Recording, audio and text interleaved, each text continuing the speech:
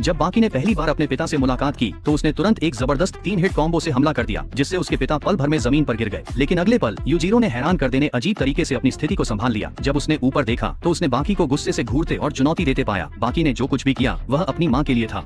ये सब उसकी माँ की शादी में शुरू हुआ, जब यूजिरो वहाँ घुस आया, उसके मंगेतर को बेहोश कर दिया और उसे अपने घर ले गया और अंततः बाकी का पिता बना। बाकी के जन्म लेते ही उसकी माँ ने उससे ऊंची उम्मीदें लगा ली और उसे दिन में 20 घंटे तक खड़ी ट्रेनिंग करने के लिए मजबूर किया। उसने ऐसा इसलिए किया क्योंकि वह चाहती थी कि उसका बेटा अपने पिता जितना ताकतवर बने ताकि वह यूजिरो का प्यार जीत सके। हालांकि उसकी माँ की हैरानी थी कि यूजिरो को कोई फर्क नहीं पड़ा, वह तो बस अपने से भी ज्यादा ताकतवर विरोधियों से लड़ना चाहता था। सच्चाई जानने के बाद बाकी की माँ ने अपनी सारी नाराजगी उस पर निकाल दी और उसकी कमजोरी को यूजिरो का प्यार न जीत पाने का कारण ठहराया। लेकिन बाकी ने अपनी माँ के प्रति कोई नाराजगी नहीं रखी। सिर्फ 12 साल की उम्र में ही उसने यूजिरो को चुनौती दी, पर वह कमजोर था और उसके पिता के एक ही पंच से वह बेहोश हो गया। जैसे ही यूजिरो दोबारा हमला करने वाला था, उसकी माँ ने अचानक उसे घूंसा मारा और कहा कि अब वह उसकी प्रतिद्वंद्वी बनेगी।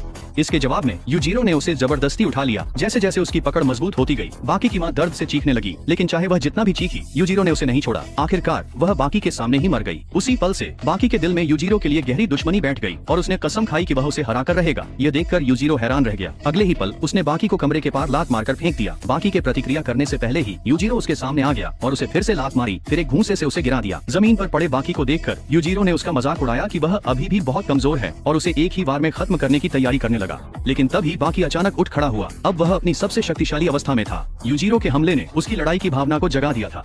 अगले ही पल बाकी ने एक घूंसा मारा जिससे यूजिरो उड़ गया और तुरंत कई और हमले किए जिससे यूजिरो खुद को बचा नहीं सका। फिर बाकी ने यूजिरो को उसकी नाजुक जगह पर लात मारी जिससे उसे जबरदस्त दर्द हुआ। यूजिरो ने तुरंत पलटवार किया, लेकिन बाकी ने उसे आसानी से रोक लिया और एक ही बार में उसे जमीन पर गिरा दिया।